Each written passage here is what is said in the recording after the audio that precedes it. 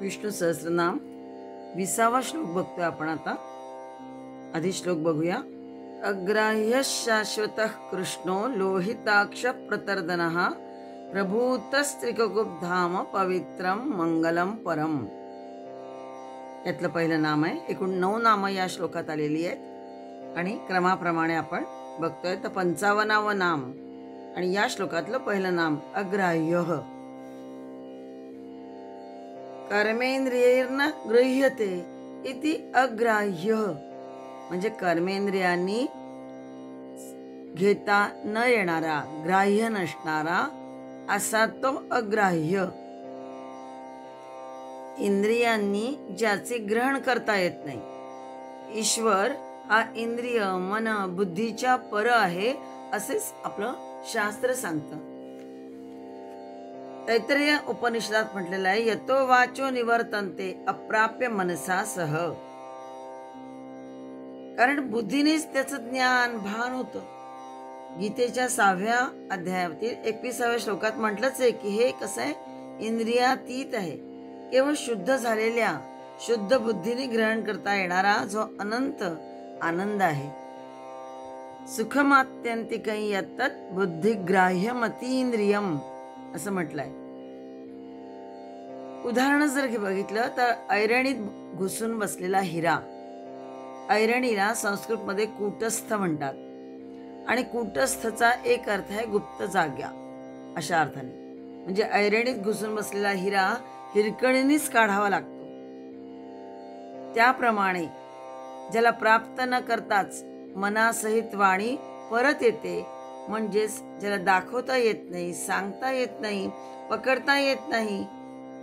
कोणी म्हणेल की व्रत जप तप अनुष्ठान दान धर्म यज्ञ याग वेदशास्त्रांच्या अध्ययनाने हे शक्य होईल.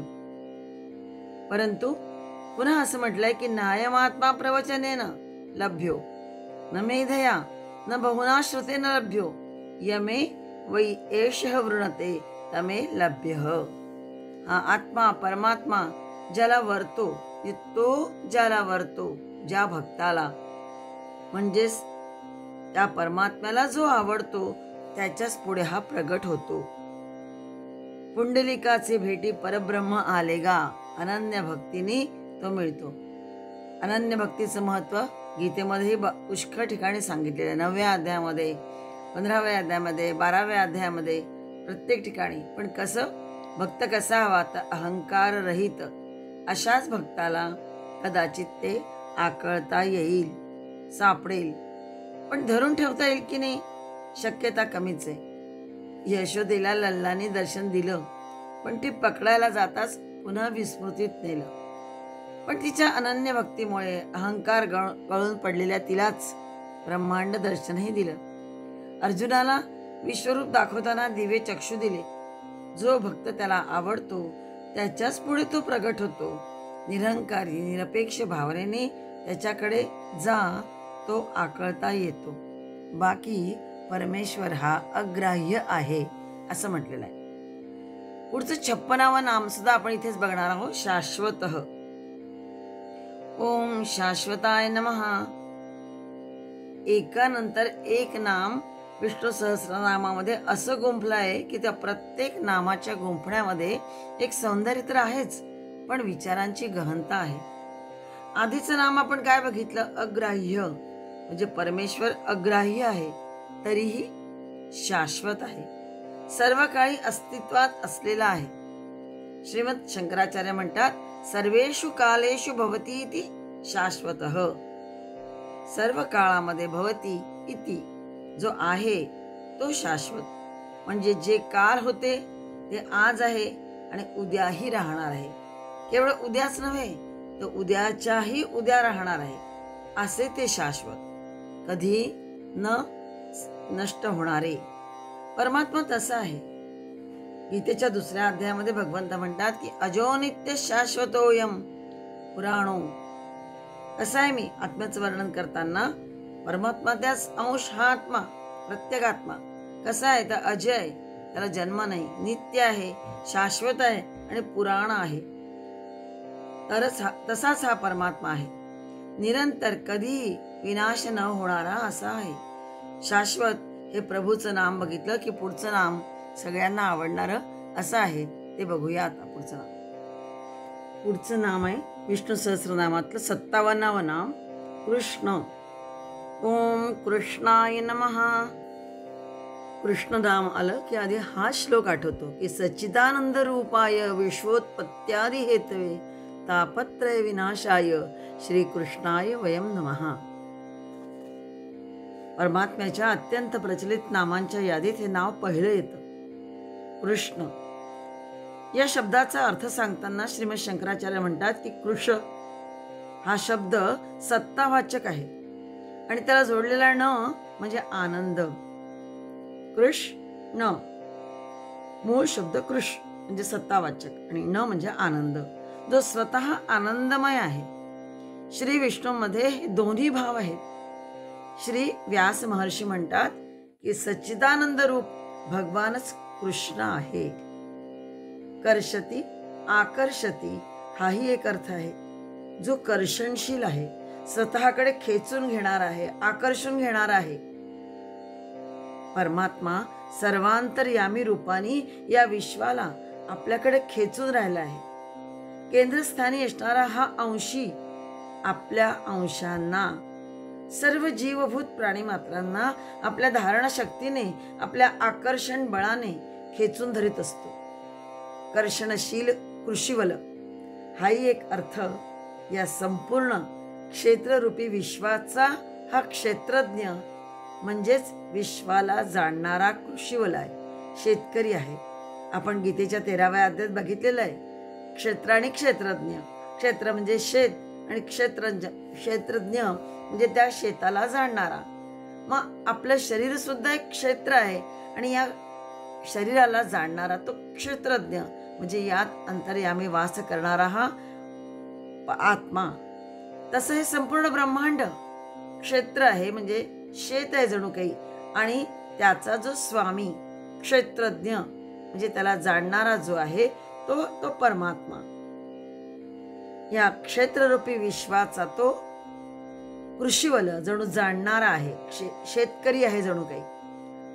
आणि शेतकरी शेत कसतो, तो जणू राबतो म्हणजे त्याची चामडी काय होते, शेतात राबल्याने कृष्णवर्णी होते.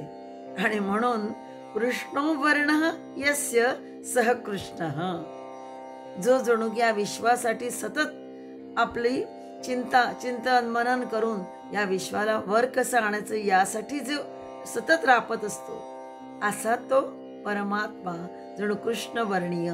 यस कृष्णो वर्ण यस्य सह कृष्ण असं महाभारतात म्हटलेलं आहे.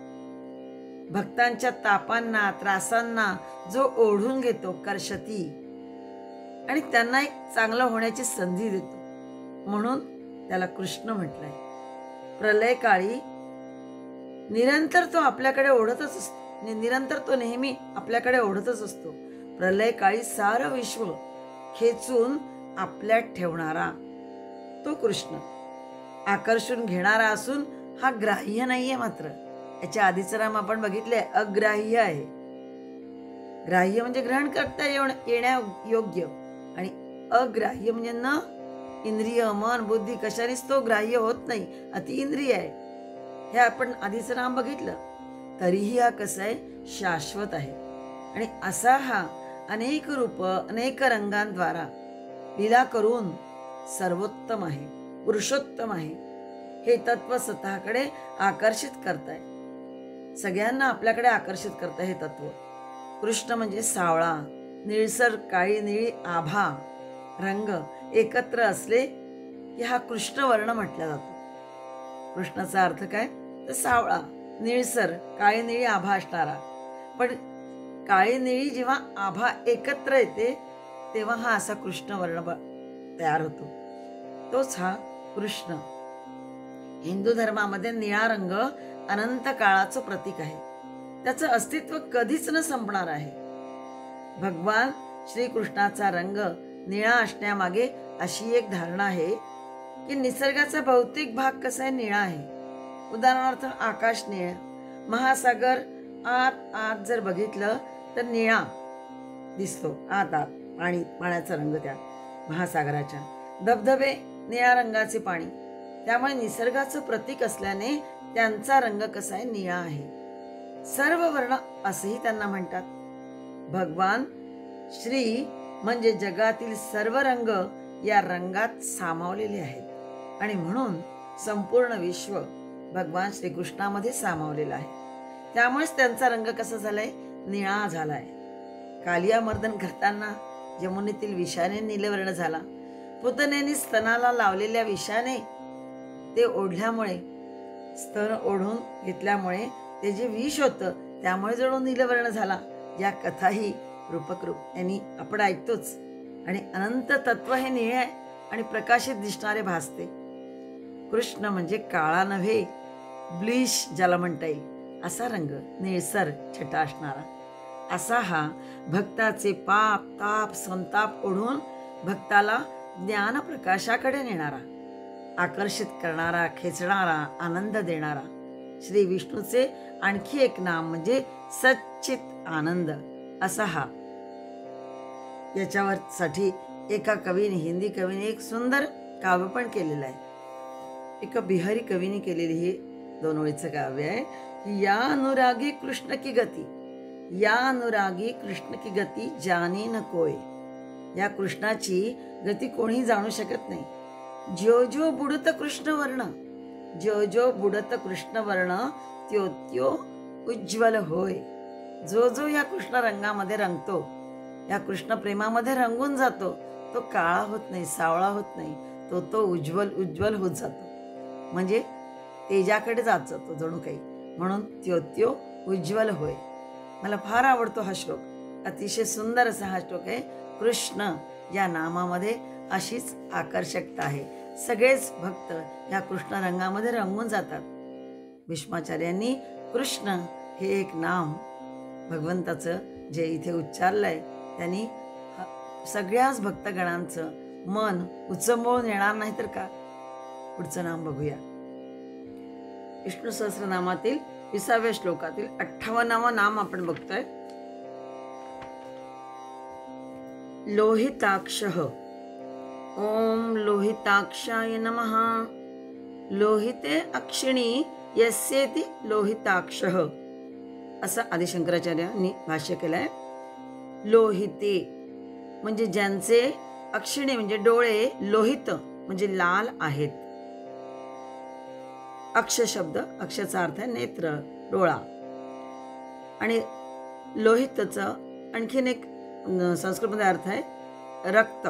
या अर्थाने म्हणजे ज्यांच्या नेत्रात किंचित लालिमा आहे. नेत्र हा सर्वेंद्रियामध्ये मुख्य मानलाय. शरीरातील रक्ताची कमी नखावरून, डोळ्यावरून पारखली जाते.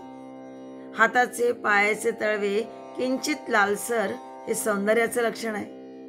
3 रात्री झोप न झाल्याने डोळे लाल झाले तर ते सौंदर्याचे लक्षण नाही. थोडेसे लाल डोळे हे उत्तमचे लक्षण आहे, स्वास्थ्याच्या उत्तमतेचे. उत्तम स्वास्थ्य आहे थोड्याशा किंचित लालसर अशा डोळ्यांवरून लक्षात येते. झोप न झाल्यामुळेच नव्हे. अक्ष शब्द आलाय. अक्ष म्हणजे आस, हाही अर्थ आहे. आस जसा आपल्या आवणात फिरत असतो तसा डोळाही आपल्या कोंदणामध्ये सारखा डोलतच असतो. म्हणूनच त्याला अक्षिण म्हटलंय. म्हणजे भराभरा फिरणारा, डोलणारा असं म्हटलंय. भारतीयांच्या मते आरक्त नेत्र, श्यामल तनू ही मधुराकृती आहे. योगच्या अर्थी लाल डोळे. योगामध्ये सांगितलं की लाल डोळे क्रोधाचं स्वरूप आहे. जसं कामवासनेचं दहन क्रोधित लोहिताक्ष असणाऱ्या शिवाने मदनाचं केलंय, तसे आपण शरण जाऊन त्याला आपल्यातील कामादी विकारांना दूर करण्याची विनवणी जर केली तर हा परमात्मा त्याचं नक्की दहन करतो. नृसिंहावतारामध्ये श्री विष्णू लोहिताक्ष होऊन अहंकारी, कामी, लोभी हिरण्यकशिपूचे दहन करतात. पण अत्यंत प्रेमपूर्वक भक्ताला म्हणजे प्रल्हादाला मात्र जवळ घेतात. तेव्हाही लोहिताक्ष होतेच त्यांचे. परमात्मा भक्ताला आकर्षित करतात. आणि कृष्ण म्हणून हे एक नाम कृष्णानंतर लोहिताक्ष हे या ठिकाणी विष्णू सहस्रनामामध्ये आलेलं आहे. लोहिताक्ष हे नाम श्यामल रूपाचे, कृष्ण रूपाचे सौंदर्याचं चिन्ह आहे, म्हणून कृष्णानंतर हे नाम आलंय. पुढचं नाम बघूया. विष्णू सहस्रनाम श्लोक 20. 59 नाम बघतोय आपण. प्रतर्दनः.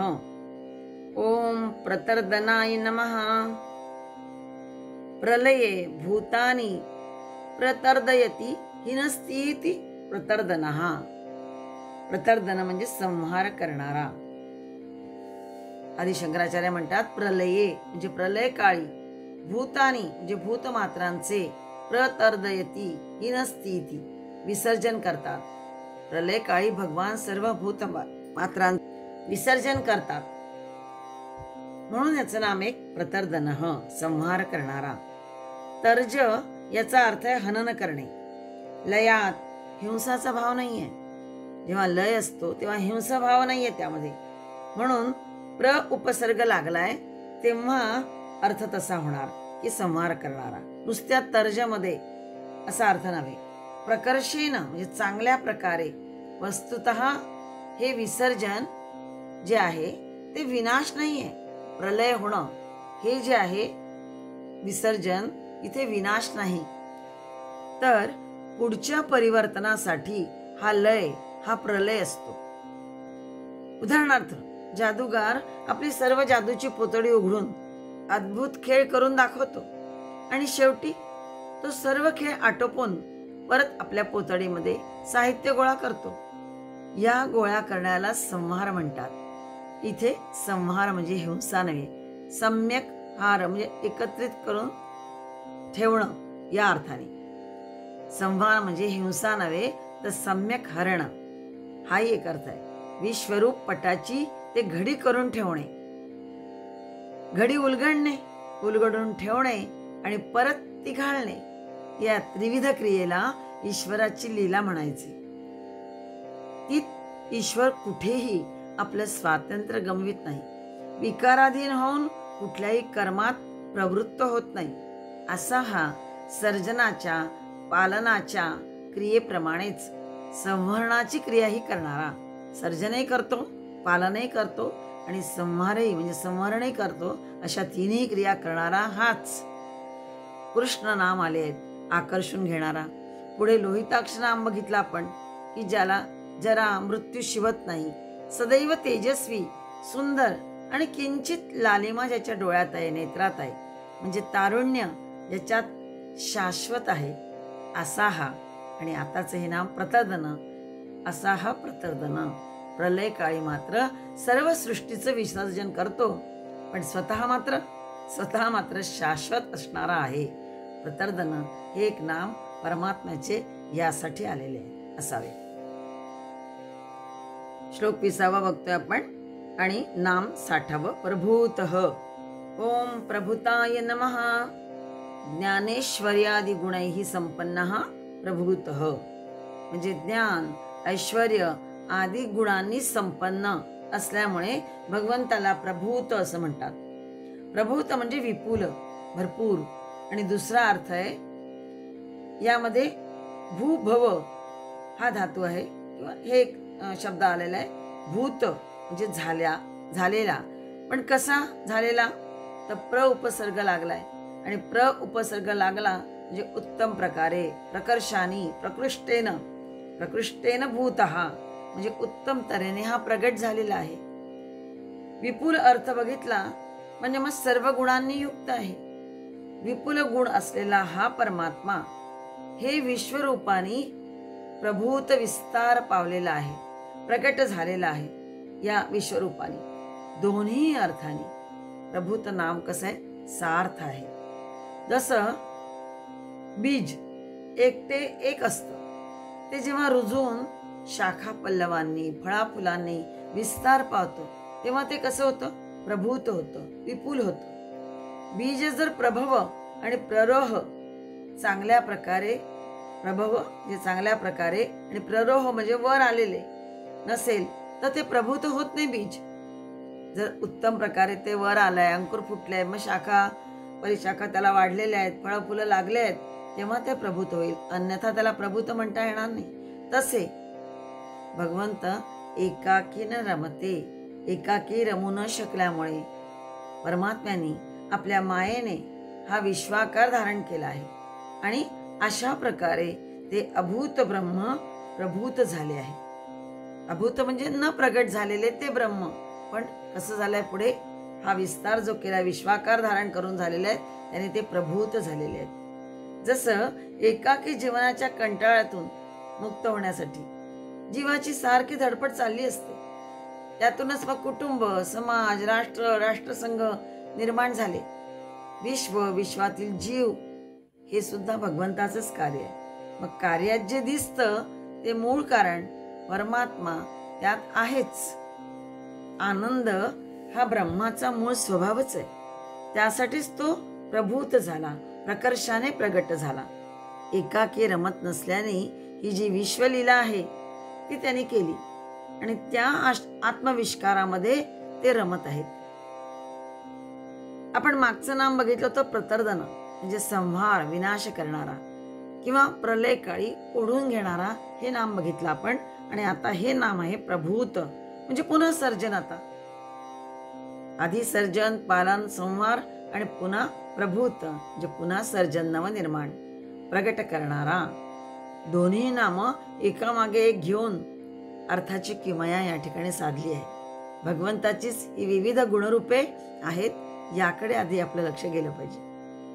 प्रभूत, प्रतर्दन, लोहिताक्ष, कृष्ण, एकापेक्षा एक सुंदर नाम आपण या नामावलीमध्ये बघतोय. आणि जेव्हा जेव्हा आता विष्णू सहस्रनाम आपण वाचतो तेव्हा आपल्याला बरोबर तो अर्थ मनामध्ये येत राहणार, अरे हे नामाचा अर्थ हा आहे. आणि तेव्हा त्यामुळे मग आणखीन विष्णू सहस्रनाम वाचताना अधिक आनंद मिळेल, कारण त्याचे गुण स्वरूप आपल्या डोळ्यासमोर आल्याशिवाय राहणार नाही. विष्णू सहस्रनाम श्लोक 20 बघतोय आपण आणि त्यातलं 61 नाम बघूया. त्रिककुब धाम. ओम त्रिककुब धामने नमः. त्रि आणि ककुभ असे 2 शब्द त्याच्यामध्ये आहे. त्रि, ककुभ आणि धाम. धामन हा मूळ शब्द आहे, त्याचं धाम झालेलं आहे. म्हणजे त्रि म्हणजे 3, ककुभ म्हणजे दिशांचे, धाम म्हणजे आश्रयस्थान, आधार. 3 दिशांचं आश्रयस्थान असणारे, आधार असणारे. आदि शंकराचार्य म्हणतात की ऊर्ध्वाधो मध्य भेदेन तिसृणाम ककुभामपि धामेति त्रिककुब धाम इत्येकमिदं नाम. त्रिक याचा अर्थ आहे वर, खाली, मध्य या 3 दिशांना वा स्थानांनाच 3 दिशा असं म्हणता येईल. 3 दिशांना आधारभूत असलेला. खरं तर दिशा 4 आहे, 4, 8 किंवा 10 प्रसिद्ध आहेत दिशा. पण येथे वर, खाली, मध्य म्हटले म्हणजे लांबी, रुंदी आणि उंची ही जी 3 परिमाणे त्याच 3 दिशा म्हणाव्या असं म्हटलं जातं. परमात्मा म्हणजे मूळ वस्तू आणि त्यात सर्व परिमाणे आहेत. त्या परिमाणात वस्तू नाही, हाच 3 दिशांना आधारभूत आहे. 3 दिशांचा आश्रय तोच आहे. जीवाची गती ही ऊर्ध्वगती, मध्यम गती आणि अधमगती, ज्याला नीच गती म्हणता येईल, अशा 3च गती आहेत जीवाच्या. पण ऊर्ध्वगती म्हणजे देवयोनी, मध्यम गती म्हणजे मध्ये आपण मनुष्य लोकात येतो, मृत्यूलोकात येतो, पाप पुण्यासारखं झालं की मृत्यूलोक म्हणून मध्यम गती, आणि नीच म्हणजे अधोगती. सत्व, रज, तम गुणांनी ही गती प्राप्त होते. आपण गीतेच्या 14व्या अध्यायामध्ये 18व्या श्लोकात हे सगळं बघितलेलं आहे. ऊर्ध्वं गच्छन्ति सत्वस्था मध्ये तिष्ठन्ति राजसाः जघन्य गुणवृत्तिस्था अधो गच्छन्ति तामसाः. सत्वगुणात असणारे पुरुष स्वर्गादी उच्च लोकांना जातात. रजगुणात असणारे सगळे पुरुष मध्यम लोकात म्हणजे मनुष्य लोकात राहतात. आणि तमोगुणाचं कार्य असलेल्या निद्रा, प्रमाद, आळस इत्यादी मध्ये रत असलेले जे तामसी पुरुष आहेत ते अधोगतीला अर्थात कीटक, पशु इत्यादी नीच जातीमध्ये तसेच त्या नरकात ते जातात. मनुष्यांचे चित्त सुद्धा 3 दिशांमध्ये भटकत असते, कधी सात्विक, कधी राजस, कधी अधो म्हणजे तामस प्रकृतीमुळे मग त्याचे आचार विचार तो करत असतो. पण योगी, महान ज्ञानी, कर्मनिष्ठ भक्त जसे पितामह भीष्माचार्यांसारखे भगवंताची स्तुती या अशा शरपंजरी वेदनायुक्त अवस्थेत असताना सुद्धा करतायत. आपणच कसे आहात? त्रिककूप धाम आहात. आपणच आमचे आश्रयस्थान आहात. आपणच आमचे आधार आहात, निवास आहात. म्हणून भीष्माचार्य त्यांना एक नाम देतात आहे त्रिककूप धाम. असं म्हणून परमात्म्याचं जणू स्तवनच करतात आहे. कारण गुणान्येतानतीत्यत्रीन देही देह समुद्भवान जन्म मृत्यू जरा दुःखैर्विमुक्तो मृतमश्नुते. अशा प्रकारचे जे पुरुष असतात जे या तिन्ही गुणांना उल्लंघून, गुणान्येतान अतिथ्य उल्लंघून जन्म मृत्यू वार्धक्य हे अशा प्रकारच्या सगळ्या दुःखांपासून मुक्त होऊन जणू काही त्या परमानंदामध्येच स्थित होतात. जणू त्या परमानंदालाच प्राप्त करण्याचा ध्यास धरतात. असे हे भीष्म पितामह. त्रिककूप धाम हे नाम त्यांनी या नामावलीत आणून परमात्म्यासाठी एक स्तुती केलेली आहे त्यांनी या प्रकारे इथे. आणि तुझ्याशिवाय दुसरा कुठलाही आनंद नाही हे त्यांना सांगायचे. विष्णू सहस्रनाम श्लोक 20 बघतोय आपण आणि नामावलीप्रमाणे 62 नाम पवित्रम. ओम पवित्राय नमः. येन पुनाती यो वा पुनाती ऋषिर्देवता वा तत्पवित्रम. जो पवित्र करतो किंवा ज्याच्यामुळे लोक पवित्र होतात, तिन्ही भुवनांना जो पवित्र करतो म्हणून त्याचं नाव पवित्रम. ज्याच्या स्मरणाने, दर्शनाने, भक्तीने पवित्रता येते वा जो आपल्या शरणागतांना पवित्र करतो, याचं नाम, श्रवण, मनन सारच पवित्र आहे. दोष, पाप, अज्ञान दूर करणारे तत्व म्हणजे पवित्र तत्व. पावन करणारे सर्व दोष, सर्व पापे यांचं मूळ काय आहे तर अज्ञान मानलाय. आणि अज्ञान म्हणजे वस्तुस्वरूपाचं तत्वतः अनाकलन. वस्तुस्वरूपाचं म्हणजे त्या परमात्मा तत्वाचं अनाकलन म्हणजे अज्ञान. उदाहरणार्थ समोर पडलेली वस्तू साप नसून रज्जू आहे म्हणजे दोरी आहे असे निसंशय ज्ञान जोपर्यंत होत नाही तोपर्यंत मनुष्य भयभीत होऊन वेड्यासारखा वागू लागतो. पळत सुटतो, साप करून पळत सुटतो, घाबरवतो अथवा काठी घेऊन त्या दोरीलाच धुपटीत बसतो. तसे करताना इतरांनाही आणि स्वतःलाही तो अपाय करून घेत असतो. हे जे अज्ञानजन्य कर्म आहे हे कसं आहे, अज्ञान असल्यामुळेच. ते काय आहे नेमकं हे न कळल्यामुळे.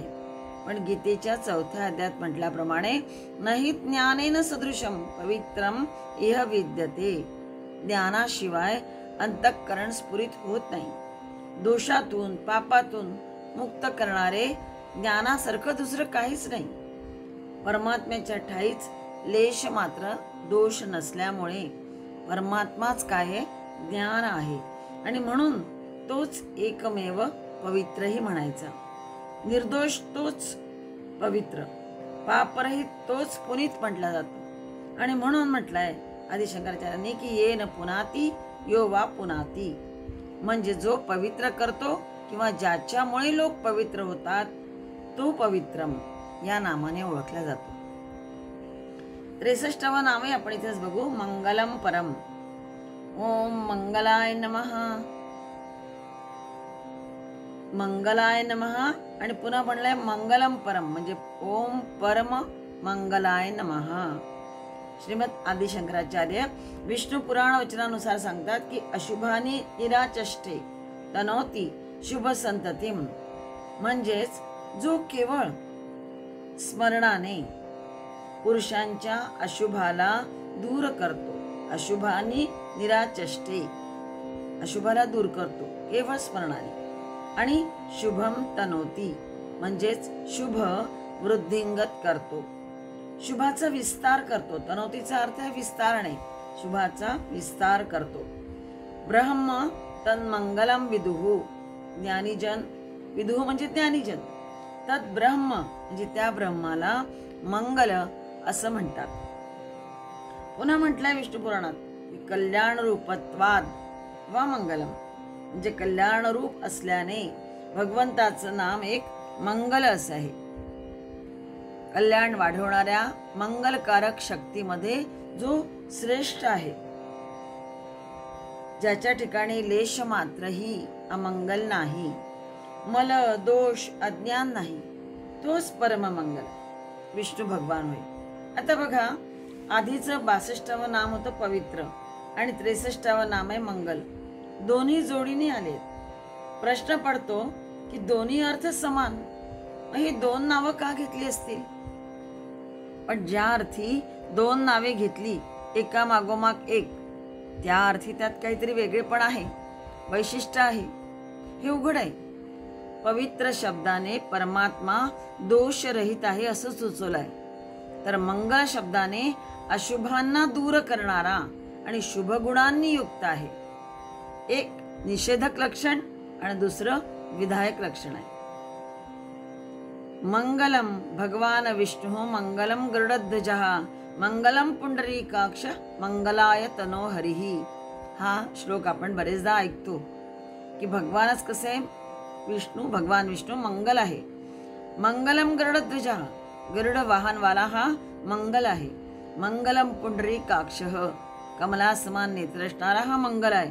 आणि मंगलाय तनो हरिही, हरी मंगलाचा काय निधी आहे, भांडार आहे. अशा विष्णूचे मंगल हो हा महामंत्र पूजा पाठाच्या वेळी करतात. समस्त शुभताचा निवास आश्रय असणाऱ्या त्याचे या रूपाने स्मरण करतात. परमेश्वराचं रूप मंगल, नाम मंगल, गुणमंगल, कर्म सुद्धा मंगल, ध्यान मंगल, कीर्तन मंगल, त्याची सेवा मंगल, असा हा परमेश्वर. त्याचं सारं काही कसं आहे, सुमंगल आहे. म्हणून अशा परममंगलम भगवान विष्णूशी आपला संबंध जोडणे मंगलच होणार नाही का? परमेश्वराचे विस्मरणच खर तर अमंगल आहे. म्हणूनच विस्मरण कधीही होऊ देऊ नये. मंगलातही श्रेष्ठ म्हटलंय, परम म्हटलंय. म्हणून मंगलच्या पुढे परम मंगलम परम म्हटलंय. म्हणजे मंगलात सुद्धा कसा हा श्रेष्ठ असा प्रभू आहे. सुख करता दुःख हरता, म्हणून त्याचे स्मरण नित्य असायलाच हवं. हाच विनियोग, हीच भक्ती आणि हेच ज्ञान, हेच धर्म कर्म हे भगवान परम मंगलम असे आहेत असं पितामह म्हणून म्हणतात आहे. आधीचं नाव पवित्रम आणि दुसरं परम मंगलम, ज्याच्या स्मरणाने दर्शनाने भक्तीने पवित्रता येते. आणि शरणागतांना जो पवित्र करतो आणि शिवाय अशा प्रकारच्या अशुभांचा नाश करून शुभ कल्याण वाढवणाऱ्या मंगलकारी शक्तीमध्ये जो सर्वश्रेष्ठ आहे. म्हणून मंगलम परम हेही एक नाम, पवित्रम नंतर मंगलम परम हे नाम बघितलं आपण.